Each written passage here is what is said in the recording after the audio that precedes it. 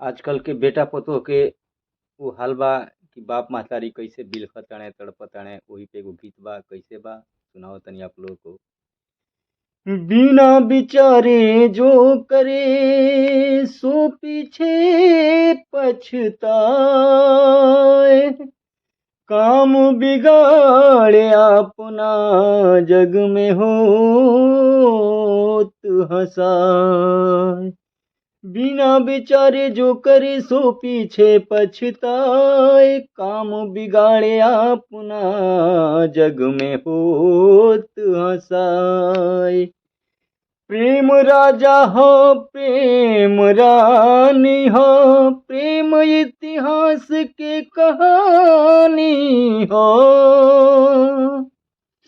आज तक केहू न बतावल कि प्रेम गंगा जी के पानी हो।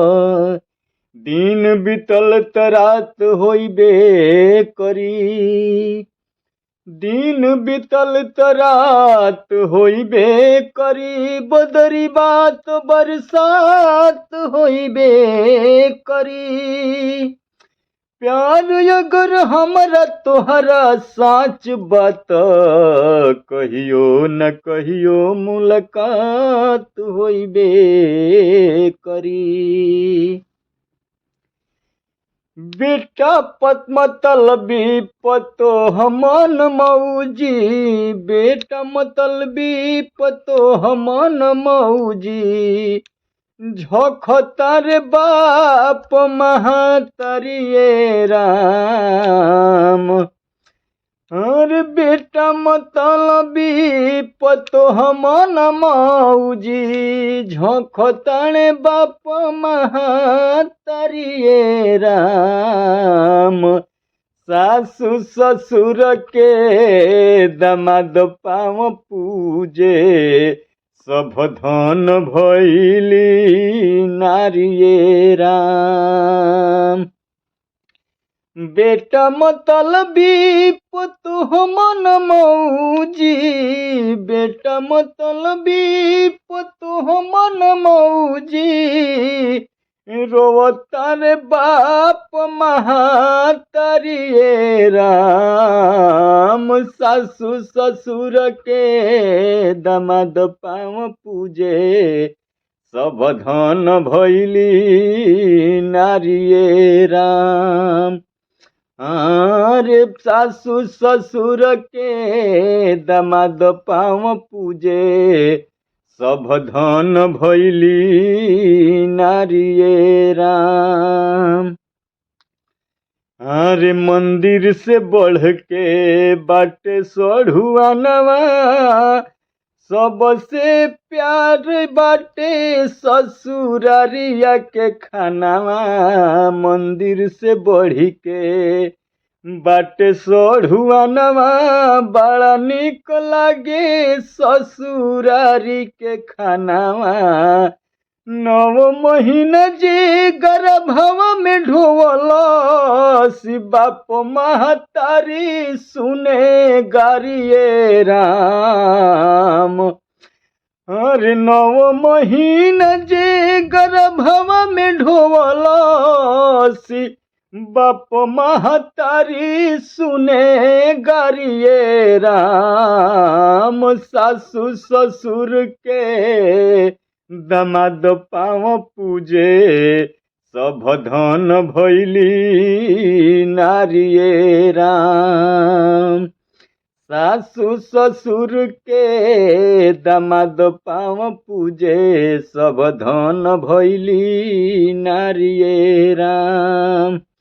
बेटा मतलबी पतोह मन मौजी, बेटा मतलबी पतोह मन मौजी। रोवताणे बाप महतरिये राम। सासु ससुर के दमाद पाँव पूजे, सब धन भइली नारिये राम। अरे सासू ससुर के दामाद पाँव पूजे सब धन भैली नारिये राम। नाती से घर द्वार पर बैठल बैठल बाबूजी एक लोटा पानी मांगते रहे, जे नाती एक लोटा पानी मांग द। तो नाती कहता जे हम फुटबॉल खेले जातनी, माई ले मांग लो।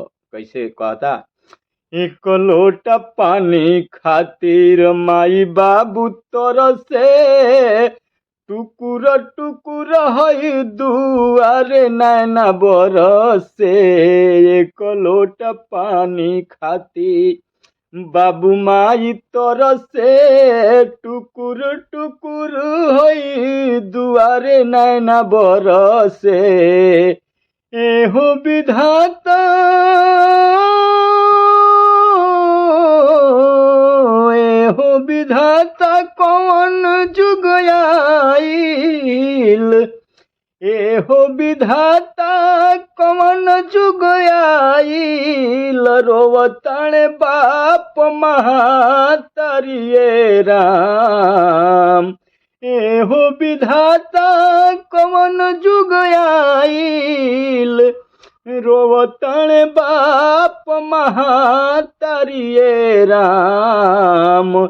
सासु ससुर के दामाद पाँव पूजे सब धन भैली नारिये राम।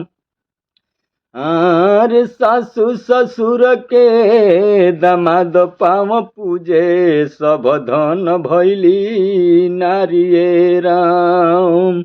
9 महीना जे गर्भवा में ढोवलसी, 9 महीना जे गर्भवा में ढोवलसी, बाप महतारी सुने गारिये राम। सासु ससुर के दामाद पाँव पूजे सब धन भैली नारिये राम।